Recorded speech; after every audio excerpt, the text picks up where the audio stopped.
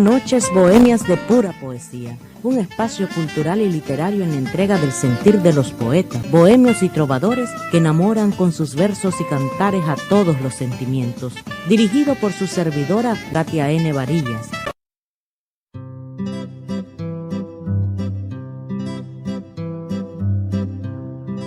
Hoy tomo mi guitarra y toco por ti.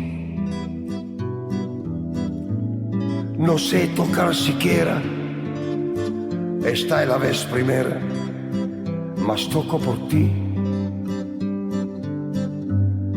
Mi corazón hoy canta, mi voz está alegre. Amore, amore, amore, tan solo sé decirte, mas tú comprenderás. Los prados tienen flores que huelen a ti. Podría hoy morirme después de haberte visto, no pido ya más. Primera cosa bella que encuentro en mi vida ha sido tu sonrisa, has sido tú. Al fin tengo una estrella, mi noche se ilumina, estoy enamorado de su luz. Mi corazón hoy canta, mi voz está alegre. Amore, amore, amore, tan solo sé decirte, mas tú comprenderás.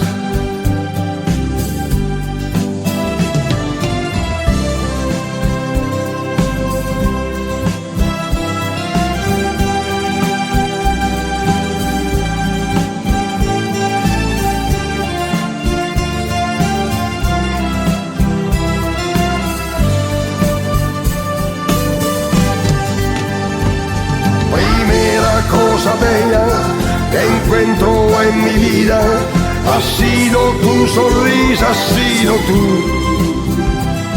Al fin tengo una estrella, mi noche se ilumina, estoy enamorado de su luz. Mi corazón hoy canta, mi voz está alegre. Amore, amore, amore, tan solo sé decirte, mas tú comprenderás, mas tú comprenderás.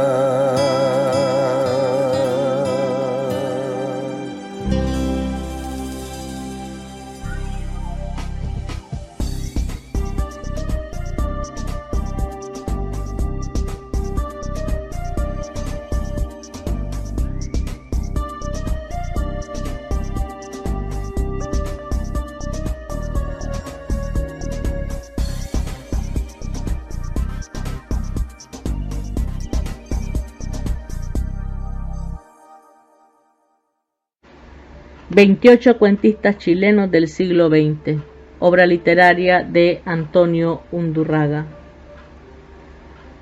Leoncio Guerrero. Leoncio Guerrero cursó Humanidades en el Liceo de Constitución, su ciudad natal, y después se tituló de profesor de castellano, siendo alumno de Mariano Latorre en las asignaturas desempeñadas por este en el Instituto Pedagógico. A la altura del año 1940, interesaba a Leoncio Guerrero la creación de una literatura de tesis o comprometida más que el propio vernaculismo profesado desde la cátedra por Latorre. Leoncio Guerrero fue uno de los asiduos del Sindicato de Escritores y de las tertulias del mediodía en los cafés de la calle Ahumada en Santiago de Chile. Cuando hoy evoco esos días y esas tertulias, siempre de pie, subrayo la posición. Pienso que el chileno debió ser el mejor soldado del mundo. A continuación, La ley de los peces, de Leoncio Guerrero. Suave, con luminosidad difusa, está la mañana.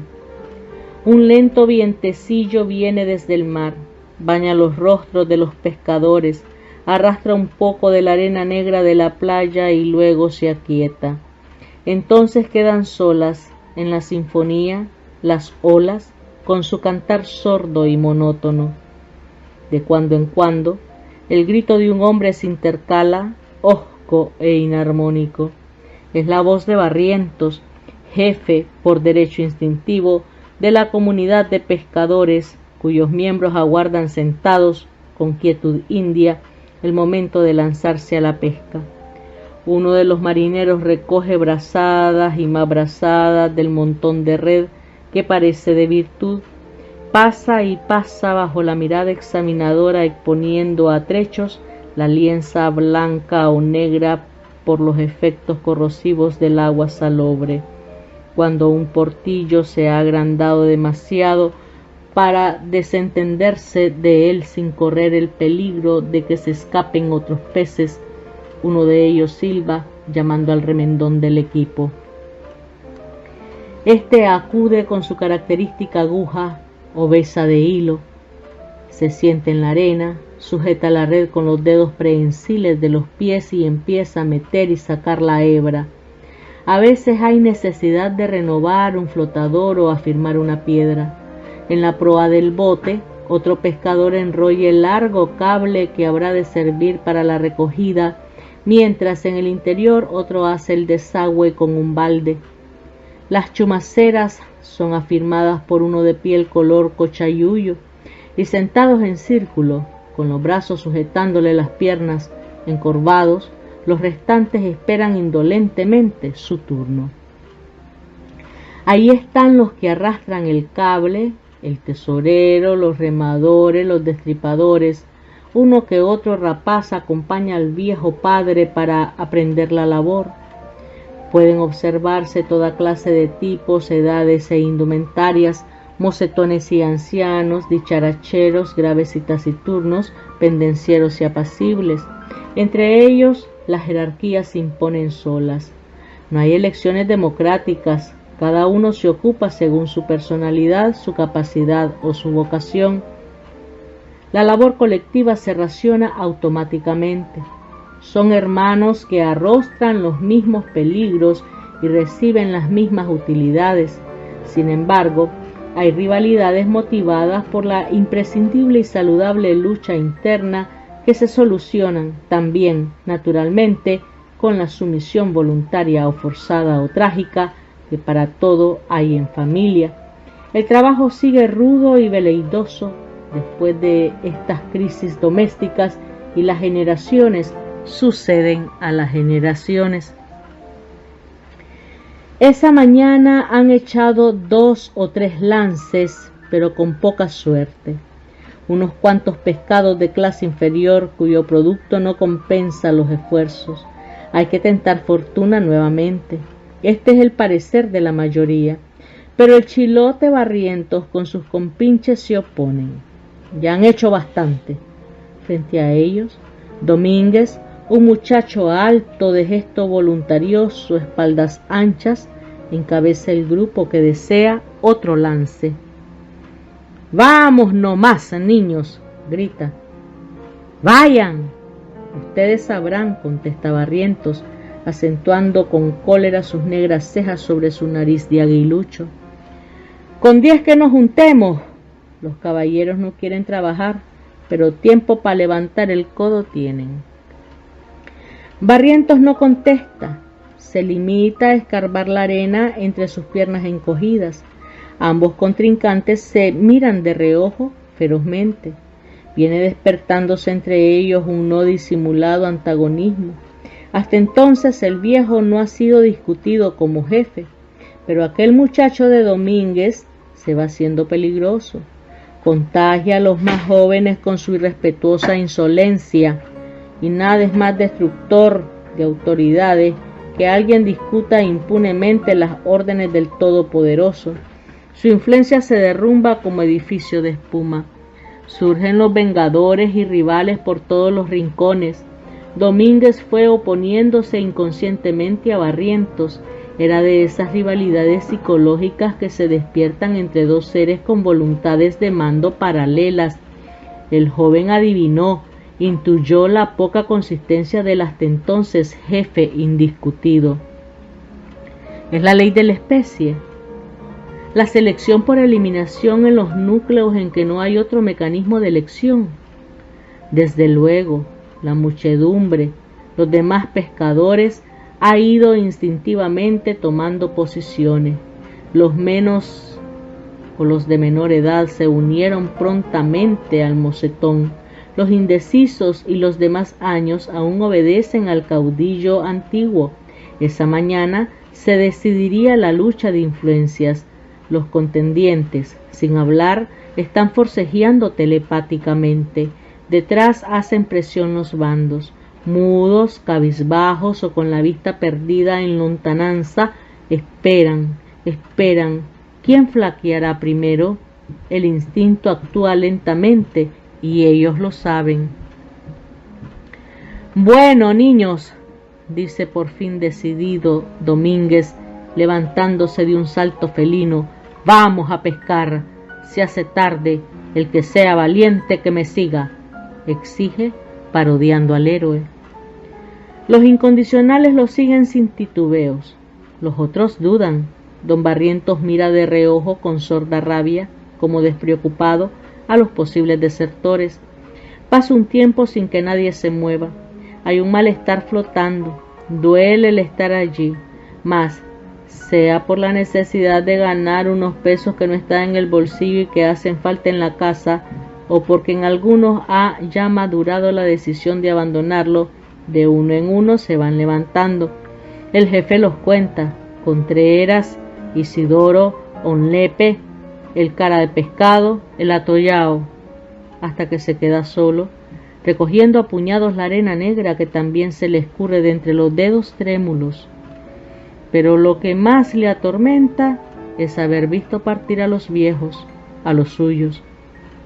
La nariz se le agudiza más de lo corriente, como queriendo cortar la raya violenta de sus labios apretados. Sabe, presiente que la revancha será a muerte. La hembra de la muchedumbre exige sacrificios a sus amantes y se va con el vencedor, aunque el anterior haya quedado abierto de una puñalada o destrozada la cabeza de un balazo. Don Barrientos, abandonado, derrotado, también se levanta, pero no con el salto ágil de Domínguez, sino arrastrándose como un anciano o un enfermo. A paso lento, en lucha interna, se acerca al cable y une su esfuerzo al de la comunidad. Nadie lo mira, pero hay en algunos gesto de agrado y en otros de triunfo. Una ola más impetuosa lo alcanza, dejándolo con los pies desnudos sumidos en el agua hirviente y arremolinada. Todos están ya en su puesto y se puede echar el lance. El bote flota después del empujón colectivo. La red y el cable listos para ser soltados. Los 6 robustos y bronceados tripulantes con sus calzones puestos y el torso desnudo. ¡Ya! Y trepan de un salto los remeros. La embarcación cruje al impulso de las 6 poderosas palas. Bogan con energía, salvan las primeras olas que, en saltos sucesivos, impiden la penetración a los 6 machos que quieren hurgar en sus entrañas. Un lomo verde, amenazante como un coloso submarino que avanzase semisumergido, viene a su encuentro.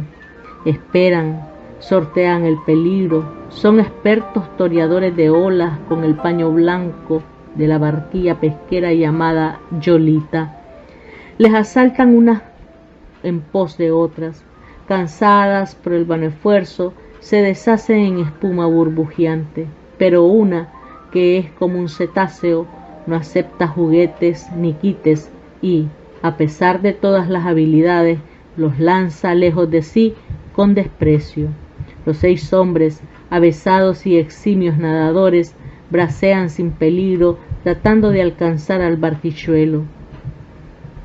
Para esto aprovechan la veguita de agua verde que queda entre dos olas.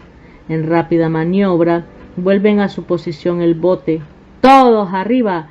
Y adelante, mar adentro, más allá de las manos del mar que tiene los puños hirvientes y combados. Cuando han salvado los primeros embates, el cascarón de madera se desliza aliviado en descanso, bicho de 6 patas arañando el cuerpo inconmensurable del océano. El hombre de proa continúa segregando la red a manotadas para enredar moscas de plata. Un pescador de la costa está siempre en contacto con la embarcación a través de los hilos cuadrados.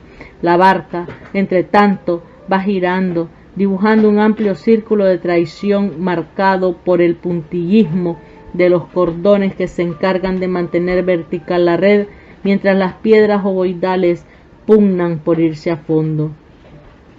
El círculo queda a mitad de camino, cortado por la cuerda de la playa. El mar, burlado y violado, los lanza con asco. 10 hombres varan el bote en la arena. Allí queda jadeando y transpirando agua salobre. Los tripulantes se tienden a su lado. Han cumplido con su ración de labor. Las olas, ya aplacadas, les tejen encajes para sus pieles morenas. La operación de recoger la red se hace mecánicamente. 2 hombres tienen asidos ambos extremos de los cables. Detrás los secundan sendas filas de pescadores.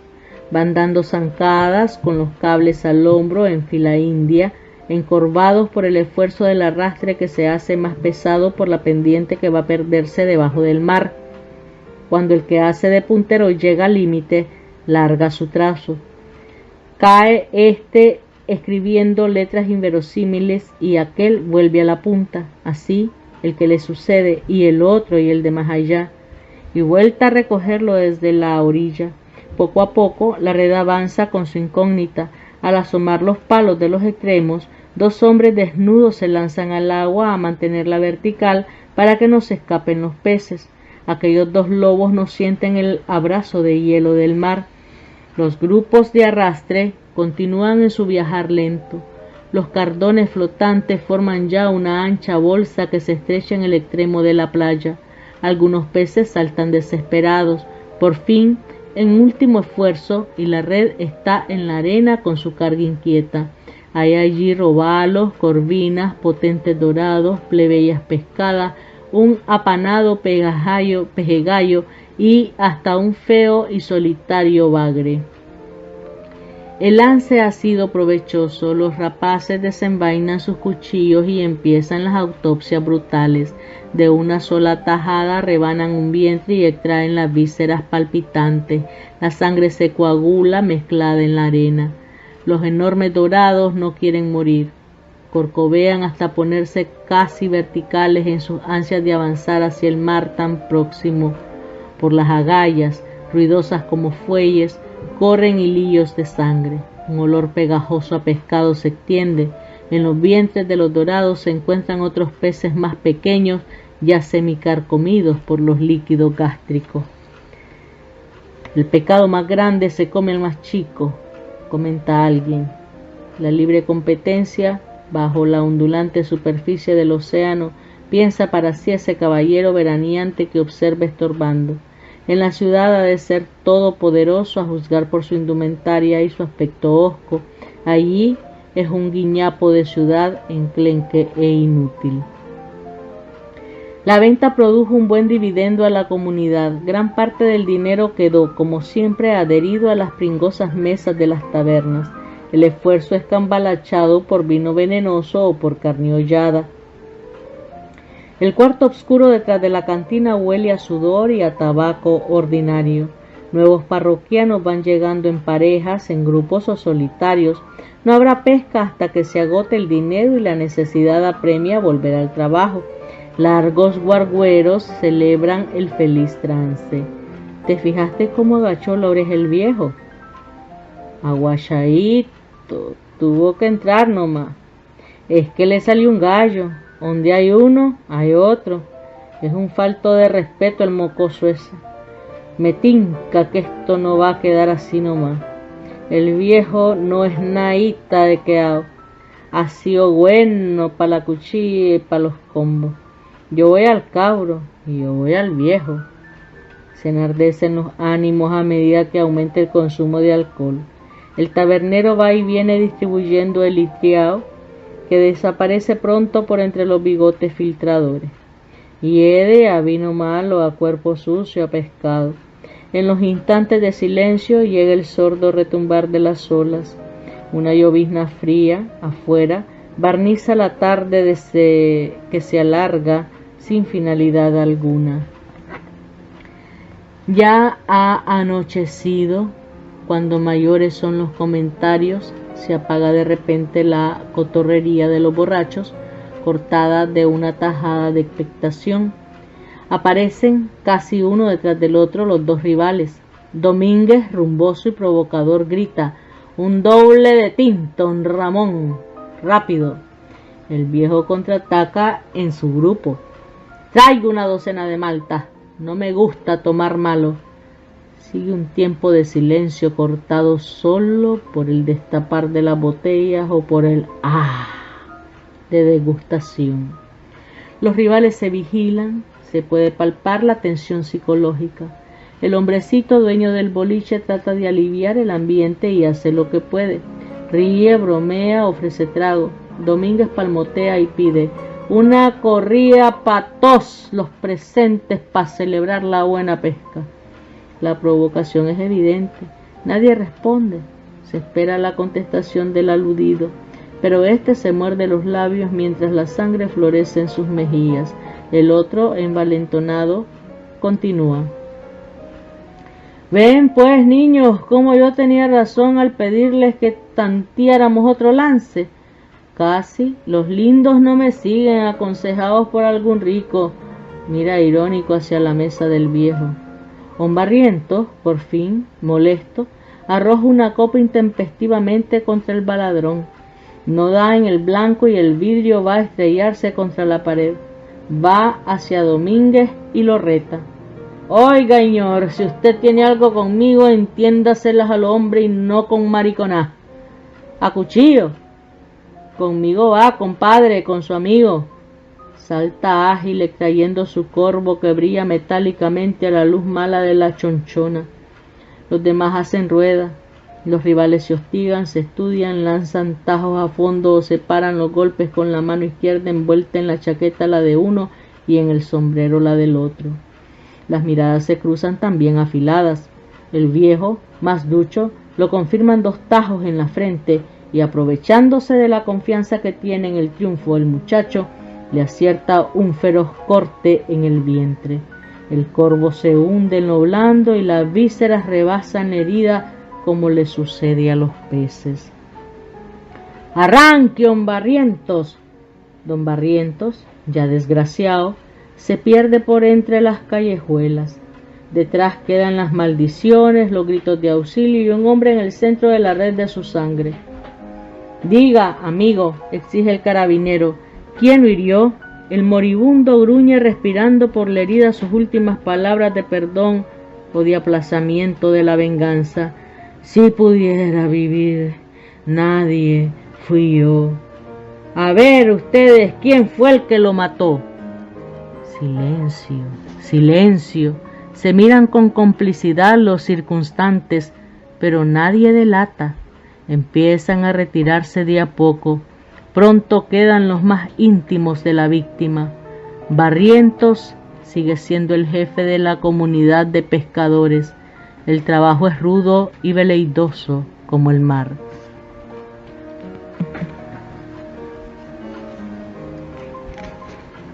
Leoncio Guerrero, Chile.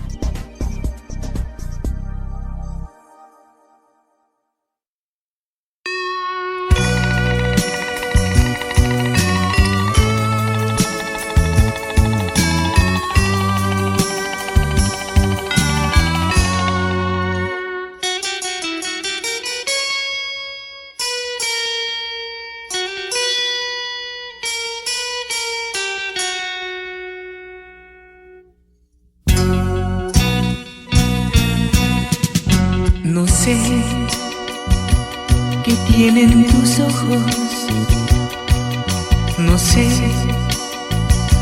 qué tiene tu boca, que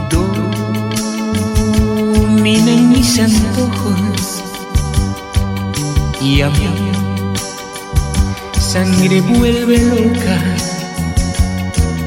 No sé cómo fui a quererte, ni cómo te fui adorando. Me siento morir 1000 veces cuando no te estoy amando. De noche, cuando me acuesto, a Dios le pido olvidarte, y al amanecer despierto, tan solo para adorarte. ¿Qué influencia tienen tus labios que cuando me besan tiemblo? Ya hacen que me sienta esclavo y amo del universo.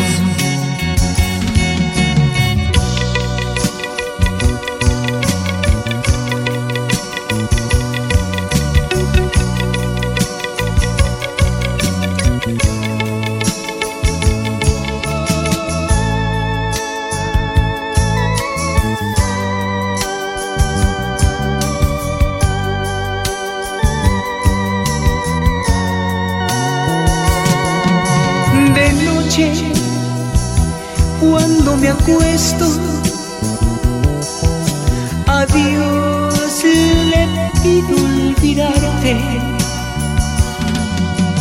y al amanecer despierto, tan solo para adorarte. ¿Qué influencia tienen tus labios que cuando me besan tiemblo? Y hacen que me sienta esclavo y amo del universo.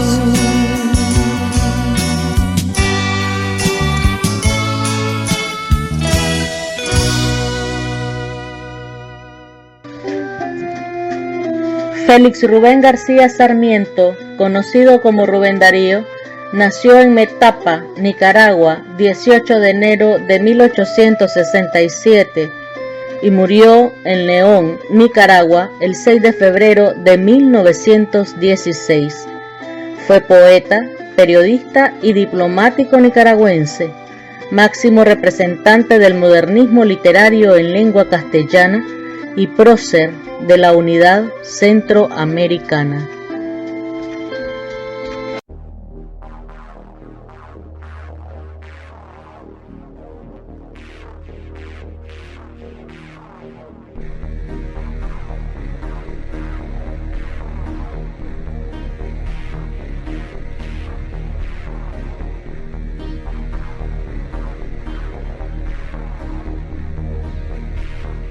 Cuento El pájaro azul, autor Rubén Darío, Nicaragua. París es teatro divertido y terrible. Entre los concurrentes al Café Plombier, buenos y decididos muchachos, pintores, escultores, escritores, poetas, sí, todos buscando el viejo laurel verde. Ninguno más querido que aquel pobre Garcín, triste casi siempre, buen bebedor de ajenjo, soñador que nunca se emborrachaba y, como bohemio intachable, bravo improvisador. En el cuartucho destartalado de nuestras alegres reuniones guardaba el yeso de las paredes entre los esbozos y rasgos de futuros de Lacroix, versos, estrofas enteras escritas en letra echada y gruesa de nuestro pájaro azul. El pájaro azul era el pobre Garcín. No sabéis por qué se llamaba así. Nosotros le bautizamos con ese nombre. Ello no fue un simple capricho. Aquel excelente muchacho tenía el vino triste. Cuando le preguntábamos por qué, cuando todos reíamos como insensatos o como chicuelos, él arrugaba el ceño y miraba fijamente al cielo raso y nos respondía sonriendo con cierta amargura: camaradas, habéis de saber que tengo un pájaro azul en el cerebro, por consiguiente. Sucedía también que gustaba de ir a las campiñas nuevas al entrar la primavera. El aire del bosque hacía bien a sus pulmones, según nos decía el poeta. De sus excursiones solía traer ramos de violetas y gruesos cuadernillos de madrigales escritos al ruido de las hojas y bajo el ancho cielo sin nubes. Las violetas eran para Nini, su vecina, una muchacha fresca y rosada que tenía los ojos muy azules. Los versos eran para nosotros los leíamos y los aplaudíamos. Todos teníamos una alabanza para Garcín. Era un ingenio que debía de brillar. El tiempo vendría, el pájaro azul volaría muy alto, bravo, bien, mozo, más ajenjo. Principios de Garcín. De las flores, las lindas campánulas. Entre las piedras preciosas, el zafiro. De las inmensidades, el cielo y el amor, es decir, las pupilas de Nini. Y repetía el poeta: creo que siempre es preferible la neurosis a la estupidez. A veces Garcín estaba más triste que de costumbre. Andaba por los bulevares, veía pasar indiferente los lujosos carruajes, los elegantes, las hermosas mujeres. Frente al escaparate de un joyero sonreía, pero cuando pasaba cerca de un almacén de libros, se llegaba a las vidrieras, husmeaba ahí. Al ver las lujosas ediciones, se declaraba decididamente envidioso, arrugaba la frente. Para desahogarse, volvía el rostro hacia el cielo y suspiraba. Corría al café en busca de nosotros, conmovido, exaltado, pedía su vaso de ajenjo y nos decía: sí, dentro de la jaula de mi cerebro está preso un pájaro azul que quiere su libertad. Hubo algunos que llegaron a creer en un descalabro de razón. Un alienista a quien se le dio la noticia de lo que pasaba calificó el caso como una monomanía especial. Sus estudios patológicos no dejaban lugar a duda. Decididamente el desgraciado Garcín estaba loco. Un día recibió de su padre, un viejo provinciano de Normandía, comerciante en trapos, una carta que decía lo siguiente poco más o menos: sé tus locuras en París. Mientras permanezcas de ese modo, no tendrás de mí un solo sou. Ven a llevar los libros de mi almacén, y cuando hayas quemado, gandul, tus manuscritos de tonterías, tendrás mi dinero. Esta carta se leyó en el Café Plombier. ¿Y te irás? ¿No te irás? ¿Aceptas? ¿Desdeñas? ¡Bravo, Garcín! Rompió la carta y, soltando el trapo a la vena, improvisó unas cuantas estrofas que acababan, si mal no recuerdo: sí, seré siempre un gandul, lo cual aplaudo y celebro, mientras sea mi cerebro jaula del pájaro azul. Desde entonces, Garcín cambió de carácter, se volvió charlador, se dio un baño de alegría, compró levita nueva y comenzó un poema en tercetos titulado, pues es claro, El pájaro azul. Cada noche se leía en nuestra tertulia algo nuevo de la obra. Aquello era excelente, sublime, disparatado. Allí había un cielo muy hermoso, una campiña muy fresca, países brotados como por la magia del pincel de Corot, rostros de niños asomados entre flores, los ojos de Nini húmedos y grandes, y por añadidura, el buen Dios que envía volando, volando sobre todo aquello, un pájaro azul que, sin saber cómo ni cuándo, anida dentro del cerebro del poeta en donde queda aprisionado. Cuando el pájaro quiere volar y abre las alas y se da contra las paredes del cráneo, se alzan los ojos al cielo, se arruga la frente y se bebe ajenjo con poca agua, fumando además, por remate, un cigarrillo de papel. He ahí el poema. Una noche llegó Garcín riendo mucho y, sin embargo, muy triste. La bella vecina había sido conducida al cementerio. Una noticia, canto último de mi poema. Nini ha muerto. Viene la primavera y Nini se va. Ahorro las violetas para la campiña. Ahora falta el epílogo del poema. Los editores no se dignan siquiera leer mis versos. Vosotros muy pronto tendréis que dispersaros. Ley del tiempo.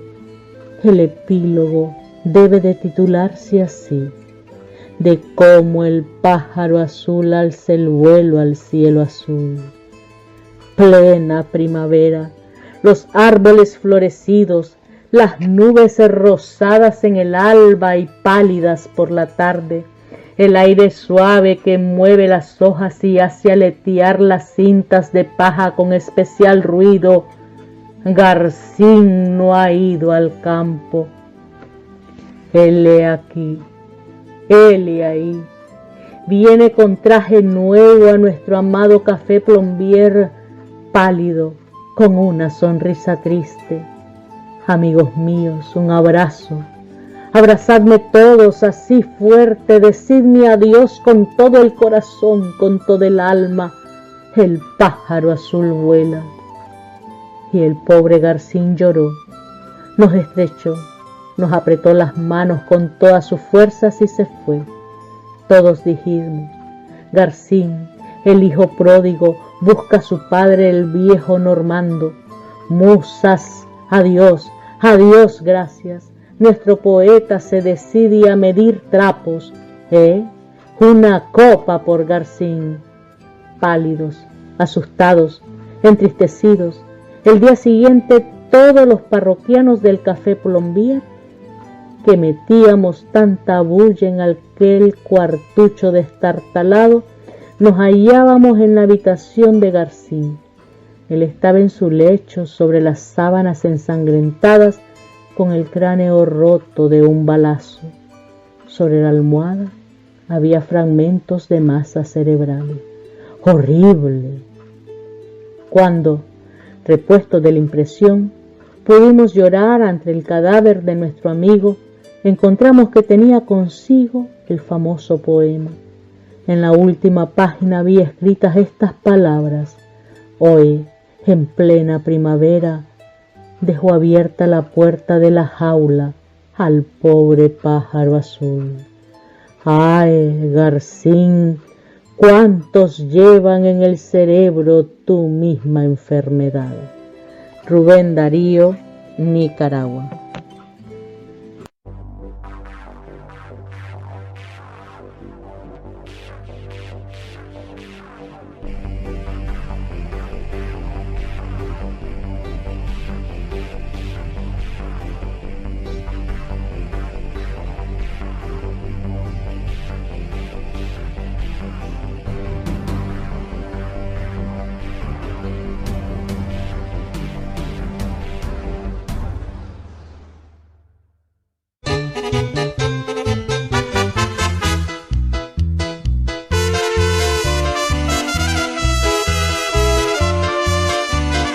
Noches bohemias de pura poesía, dirigido por la narradora, difusora cultural y literaria, escritora y poeta independiente, Katia N. Varillas, desde la ciudad de San Francisco, California, Estados Unidos de América. Noches bohemias de pura poesía es el espacio cultural y literario que educa y entretiene ininterrumpidamente todos los días del año. Recuerda suscribirte a KNB Radio Internet desde la plataforma www.spreaker.com y disfruta de nuestra variada programación en línea.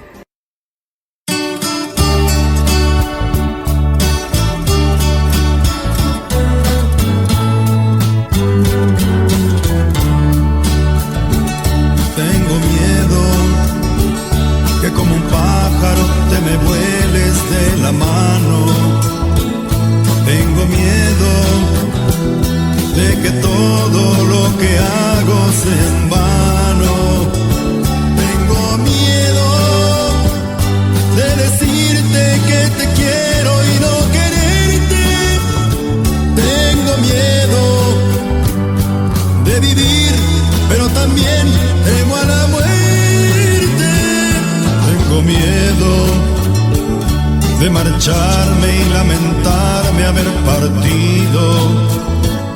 Tengo miedo de jugar y lamentarme haber perdido. Tengo miedo de buscarte un día y saber que te fuiste. Tengo miedo de saber que la eternidad no existe.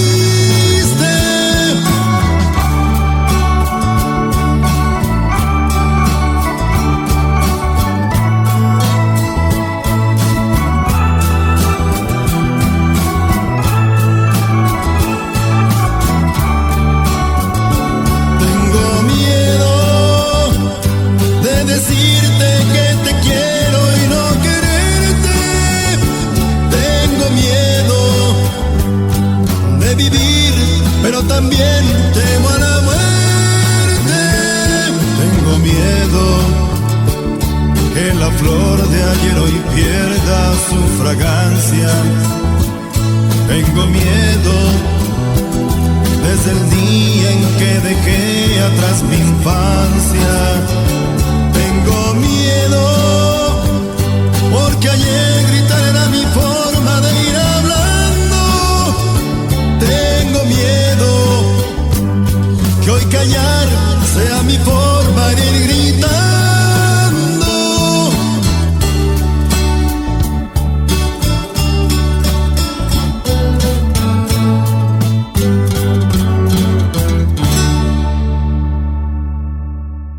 Gabriel José de la Concordia García Márquez nació en Aracataca el 6 de marzo de 1927 y murió en Ciudad de México el 17 de abril del 2014. Fue escritor, guionista, editor y periodista. En 1982 recibió el Premio Nobel de Literatura, conocido familiarmente y por sus amigos como Gabito, hipocorístico guajiro de Gabriel, o por su apócope Gabo, desde que Eduardo Salamea Borda, subdirector del diario El Espectador, comenzara a llamarlo así. Está relacionado de manera inherente con el realismo mágico y su obra más conocida, la novela 100 años de soledad, es considerada una de las más representativas de este movimiento literario e incluso se considera que por el éxito de la novela es que tal término se aplica a la literatura surgida a partir de los años 1960 en América Latina. En 2007, la Real Academia Española y la Asociación de Academias de la Lengua Española lanzaron una edición popular conmemorativa de esta novela por considerarla parte de los grandes clásicos hispánicos de todos los tiempos. Fue famoso tanto por su genialidad como escritor como por su postura política. Su amistad con el líder cubano Fidel Castro fue bastante conocida en el mundo literario y político.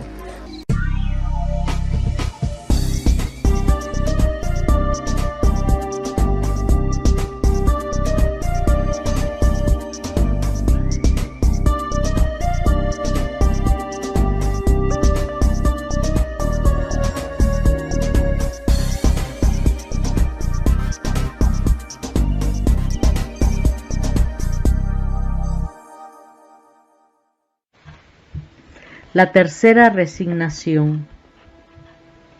Cuento.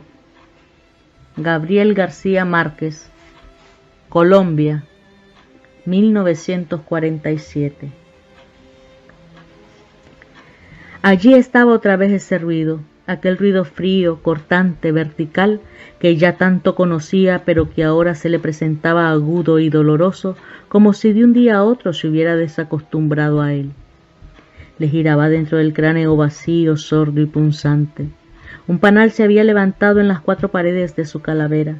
Se agrandaba cada vez más en espirales sucesivos y le golpeaba por dentro, haciendo vibrar su tallo de vértebras con una vibración destemplada, desentonada, con el ritmo seguro de su cuerpo.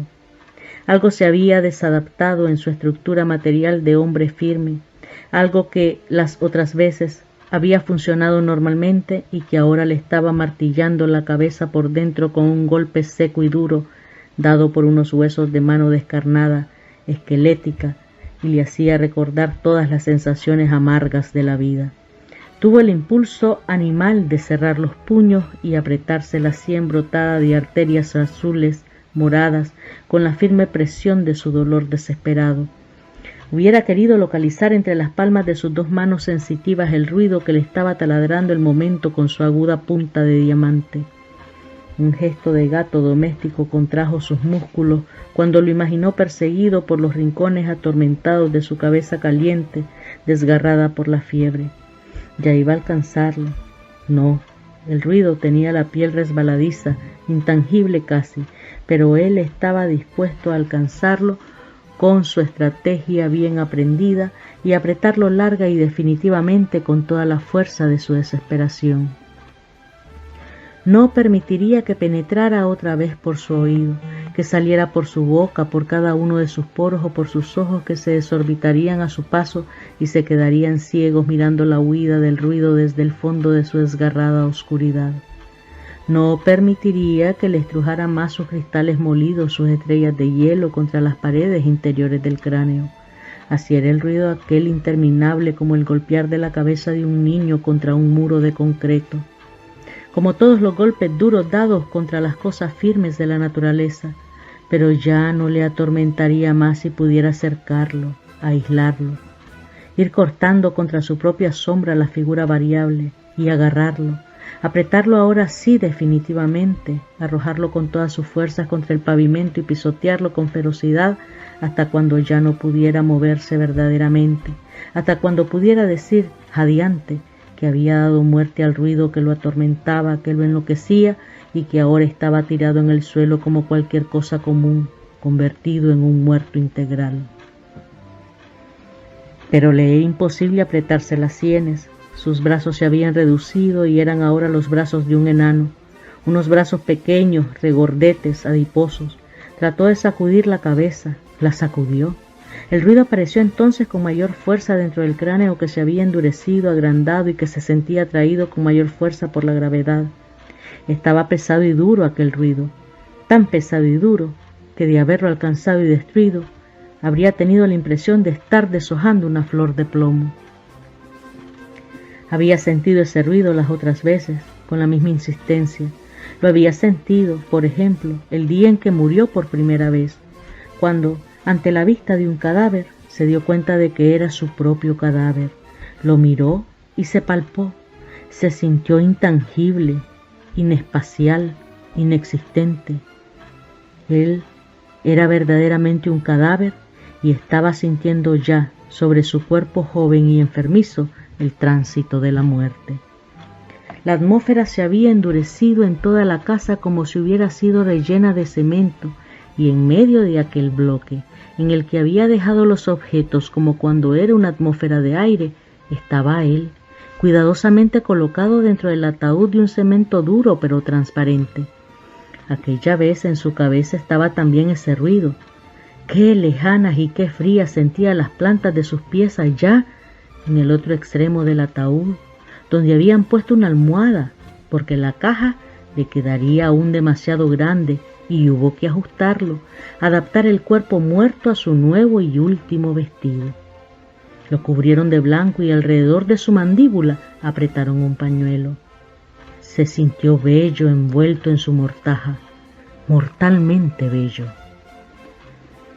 Estaba en su ataúd, listo a ser enterrado, y sin embargo, él sabía que no estaba muerto, que si hubiera tratado de levantarse lo hubiera hecho con toda facilidad, al menos espiritualmente, pero no valía la pena.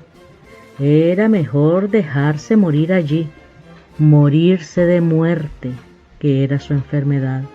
Hacía tiempo que el médico había dicho a su madre secamente: «Señora, su niño tiene una enfermedad grave, está muerto». Sin embargo, prosiguió, «haremos todo lo posible por conservarle la vida más allá de su muerte. Lograremos que continúen sus funciones orgánicas por un complejo sistema de autonutrición. Solo variarán las funciones motrices, los movimientos espontáneos. Sabremos de su vida por el crecimiento que continuará también normalmente. Es simplemente una muerte viva, una real y verdadera muerte». Recordaba las palabras, pero confundidas. Tal vez no las oyó nunca y fue creación de su cerebro cuando subía la temperatura en la crisis de la fiebre tifoidea, cuando se sumergía en el delirio, cuando leía la historia de los faraones embalsamados. Al subir la fiebre, él mismo se sentía protagonista de ella. Allí había empezado una especie de vacío en su vida. Desde entonces no podía distinguir, recordar cuáles acontecimientos eran parte de su delirio y cuáles de su vida real. Por tanto, ahora sudaba y dudaba. Tal vez el médico nunca habló de esa extraña muerte viva. Es ilógica, paradojal, sencillamente contradictoria, y eso lo hacía sospechar ahora que efectivamente estaba muerto de verdad, que hacía 18 años que lo estaba. Desde entonces, en el tiempo de su muerte, tiene 7 años. Su madre le mandó hacer un ataúd pequeño de madera verde, un ataúd para un niño. Pero el médico ordenó que le hicieran una caja más grande, una caja para un adulto normal, pues aquella pequeña podría atrofiar el crecimiento y llegaría a ser un muerto deforme o un vivo anormal. O la detención del crecimiento impediría darse cuenta de la mejoría. En vista de aquella advertencia, su madre le hizo construir un ataúd grande para un cadáver adulto y le colocó 3 almohadas a los pies con el fin de ajustarlo. Pronto empezó a crecer dentro de la caja, de tal manera que cada año podían sacarle un poco de lana a la almohada extrema para darle margen al crecimiento. Había pasado así media vida, 18 años, ahora tenía 25, y había llegado a su estatura definitiva, normal. El carpintero y el médico se equivocaron en el cálculo e hicieron el ataúd medio metro más grande. Supusieron que él tendría la estatura de su padre, que era un gigante semibárbaro, pero no fue así. Lo único que de él heredó fue la barba poblada, una barba azul, espesa, que su madre acostumbraba arreglar para verlo decentemente dentro de su ataúd. Esa barba le molestaba terriblemente en los días de calor. Pero había algo que le preocupaba más que ese ruido. Eran los ratones. Precisamente cuando niño, nada había en el mundo que le preocupara más, que le produjera más terror que los ratones. Y eran precisamente esos animales asquerosos los que habían acudido al olor de las bujías que ardían a sus pies. Ya habían roído sus ropas y sabía que muy pronto empezarían a roerlo a él, a comerse su cuerpo.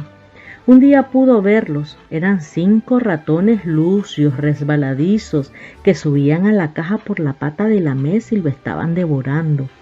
Cuando su madre lo advirtiera, no quedarían ya de él sino los escombros, los huesos duros y fríos. Lo que más horror le producía no era exactamente que se lo comieran los ratones.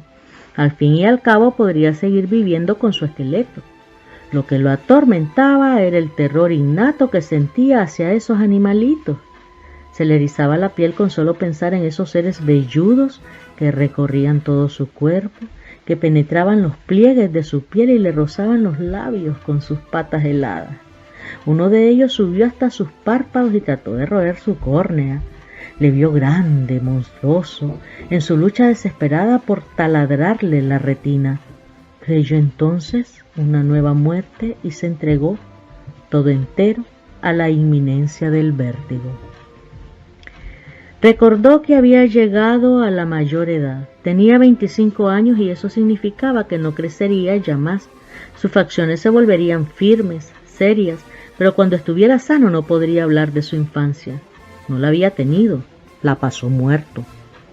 Su madre había tenido rigurosos cuidados durante el tiempo que duró la transición de la infancia a la pubertad. Se preocupó por la higiene perfecta del ataúd y de la habitación en general.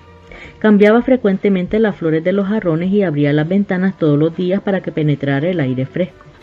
Con qué satisfacción miró la cinta métrica en aquel tiempo cuando, después de medirlo, comprobaba que había crecido varios centímetros. Tenía la maternal satisfacción de verlo vivo. Cuidó, asimismo, de evitar la presencia de extraños en la casa. Al fin y al cabo era desagradable y misteriosa la existencia de un muerto por largos años en una habitación familiar.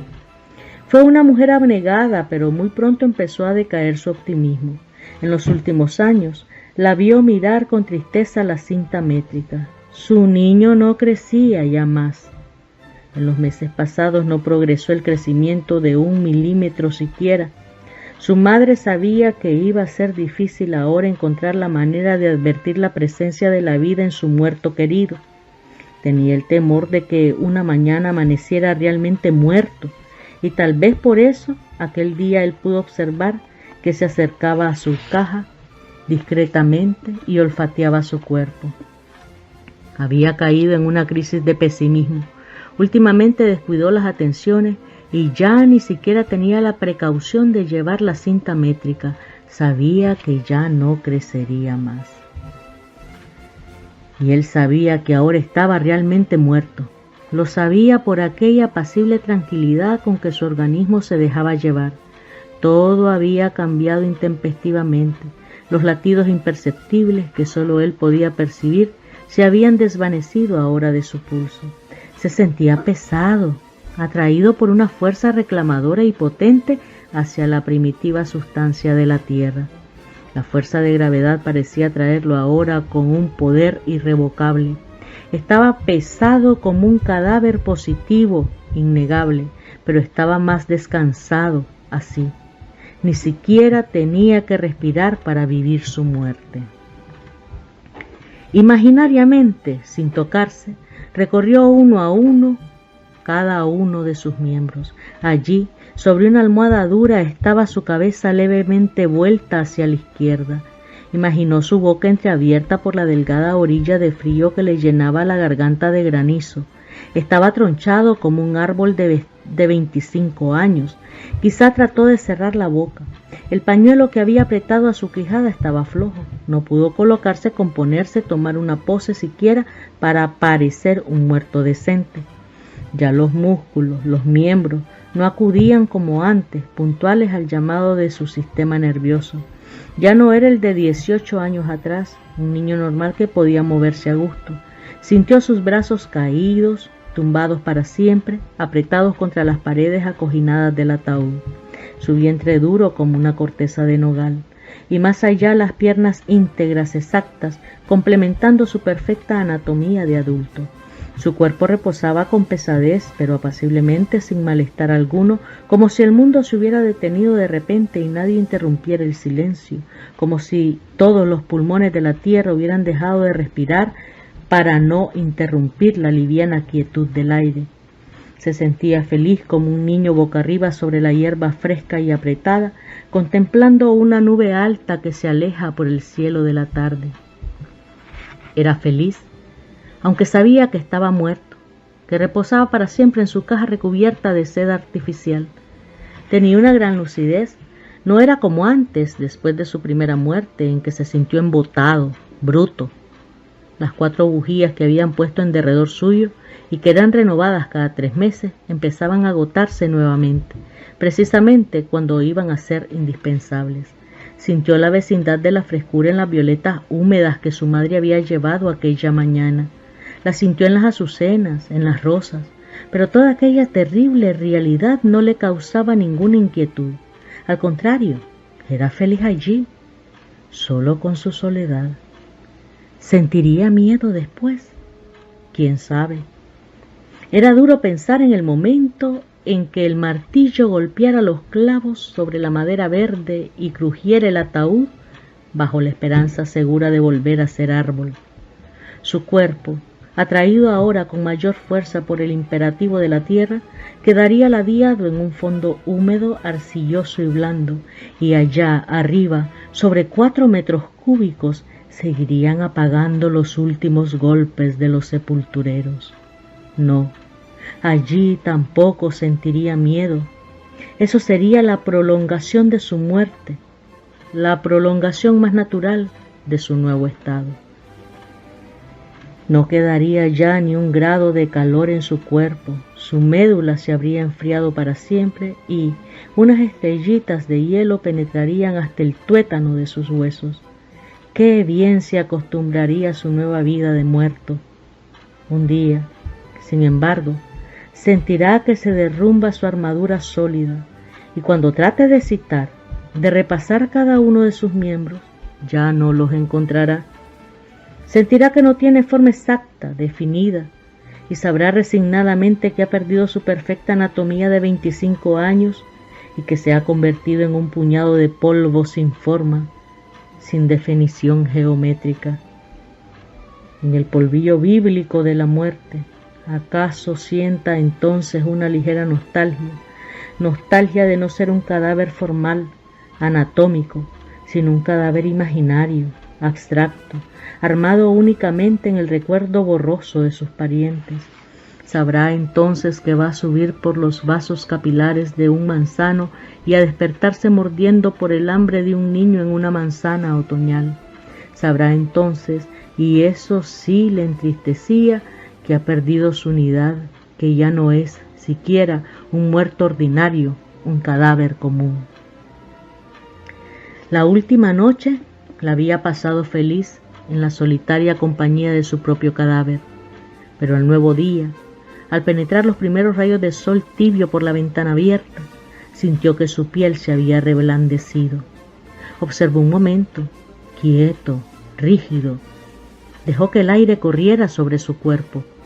No pudo dudarlo, allí estaba el olor. Durante la noche, la cadaverina había empezado a hacer sus efectos. Su organismo había empezado a descomponerse, a pudrirse, como el cuerpo de todos los muertos. El olor era, indudablemente, un olor inconfundible a carne manida, que desaparecía y reaparecía después más penetrante. Su cuerpo se había descompuesto con el calor de la noche anterior. Sí, se estaba pudriendo. Dentro de pocas horas vendría su madre a cambiar las flores y desde el umbral la azotaría el tufo de la carne descompuesta. Entonces sí lo llevarían a dormir su segunda muerte entre los otros muertos. Pero de pronto el miedo le dio una puñalada por la espalda. El miedo. ¡Qué palabra tan honda, tan significativa! Ahora tenía miedo. Un miedo físico, verdadero. ¿A qué se debía? Él lo comprendía perfectamente y se le estremecía la carne. Probablemente no estaba muerto. Lo habían metido allí, en esa caja que ahora sentía perfectamente, blanda, acolchonada, terriblemente cómoda. Y el fantasma del miedo le abrió la ventana de la realidad. Lo iban a enterrar vivo. No podía estar muerto, porque se daba cuenta exacta de todo, de la vida que giraba en torno suyo, murmurante, del olor tibio de los heliótropos que penetraba por la ventana abierta y se confundía con el otro olor. Se daba perfecta cuenta del lento caer del agua en el estanque, del grillo que se había quedado en el rincón y seguía cantando, creyendo que aún duraba la madrugada. Todo le negaba su muerte, todo menos el olor. Pero, ¿cómo podía saber que ese olor era suyo? Tal vez su madre había olvidado el día anterior cambiar el agua de los jarrones y los tallos estaban pudriéndose. O tal vez el ratón, que el gato había arrastrado hasta su pieza, se descompuso con el calor. No, el olor no podía ser de su cuerpo. Hacía unos momentos estaba feliz con su muerte porque creía estar muerto. porque un muerto puede ser feliz con su situación irremediable, pero un vivo no puede resignarse a ser enterrado vivo. Sin embargo, sus miembros no respondían a su llamado, no podía expresarse y era eso lo que le causaba terror, el mayor terror de su vida y de su muerte. Lo enterrarían vivo, podría sentir, darse cuenta del momento en que clavaran la caja, sentiría el vacío del cuerpo suspendido en hombros de los amigos, mientras su angustia y su desesperación se irían agrandando a cada paso de la procesión. Inútilmente tratará de levantarse, de llamar con todas sus fuerzas desfallecidas, de golpear por dentro del ataúd oscuro y estrecho para que supieran que aún vivía, que iban a enterrarlo vivo. Sería inútil. Allí tampoco responderían sus miembros al urgente y último llamado de su sistema nervioso. Oyó ruidos en la pieza contigua. Estaría dormido. Habría sido una pesadilla toda esa vida de muerto. Pero el ruido de la vajilla no continuó. Se puso triste y quizá tuvo disgusto por ello. Hubiera querido que todas las vajillas de la tierra se quebraran de un solo golpe, allí a su lado, para despertar por una causa exterior, ya que su voluntad había fracasado. Pero no era un sueño. Estaba seguro de que de haber sido un sueño no habría fallado el último intento de volver a la realidad. Él no despertaría ya más. Sentía la blandura del ataúd y el olor había vuelto ahora con mayor fuerza, con tanta fuerza que ya no dudaba de que era su propio olor. Hubiera querido ver allí a sus parientes antes que comenzara a deshacerse y el espectáculo de la carne putrefacta les produjera asco. Los vecinos huirían espantados del féretro con un pañuelo en la boca. Escupirían. No, eso no. Era mejor que lo enterraran. Era preferible salir de eso cuanto antes. Él mismo quería ahora deshacerse de su propio cadáver. Ahora sabía que estaba verdaderamente muerto, o al menos inapreciablemente vivo. Daba lo mismo. De todos modos, persistía el olor. Resignado oiría las últimas oraciones, los últimos latinajos mal respondidos por los acólitos. El frío lleno de polvo y de huesos del cementerio penetrará hasta sus huesos y tal vez disipe un poco ese olor. Tal vez, quién sabe, la inminencia del momento le haga salir de ese letargo, cuando se sienta nadando en su propio sudor, en un agua viscosa, espesa, como estuvo nadando antes de nacer en el útero de su madre. Tal vez entonces esté vivo, pero estará ya tan resignado a morir que acaso muera de resignación. Gabriel García Márquez. Noches bohemias de pura poesía, dirigido por la narradora, difusora cultural y literaria, escritora y poeta independiente Katia N. Varillas, desde la ciudad de San Francisco, California, Estados Unidos de América. Noches bohemias de pura poesía es el espacio cultural y literario que educa y entretiene ininterrumpidamente todos los días del año. Recuerda suscribirte a KNB Radio Internet desde la plataforma www.spreaker.com y disfruta de nuestra variada programación en línea.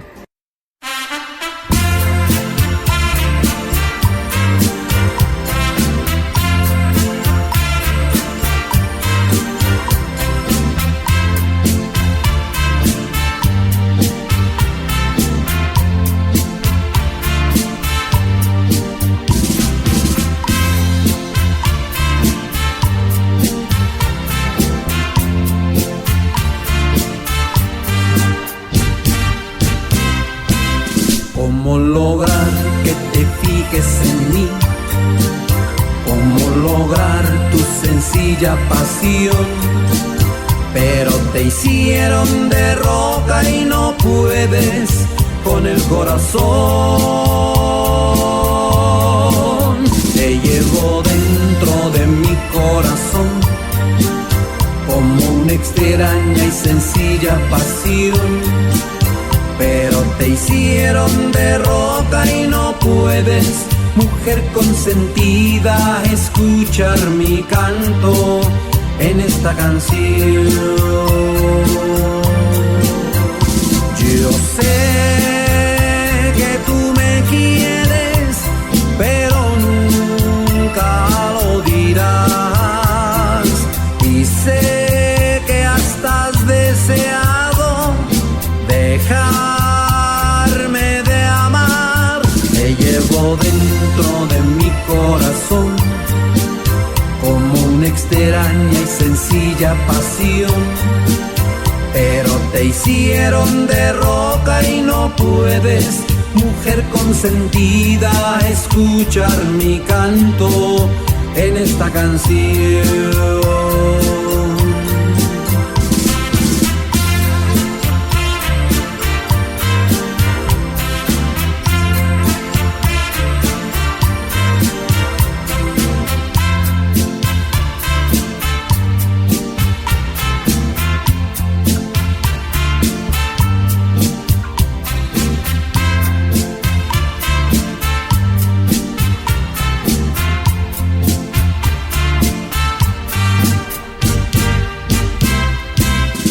Yo sé que tú me quieres, pero nunca lo dirás, y sé que hasta has deseado dejarme de amar. Te llevo dentro de mi corazón como una extraña y sencilla pasión, pero te hicieron de roca y no puedes, mujer consentida, escuchar mi canto en esta canción, en esta canción, en esta canción, en esta canción. Es un placer haber compartido con ustedes su programa hispanoamericano Noches Bohemias de Pura Poesía. Los abraza con el manto del versar. Tengan todos un excelente día. Gracias.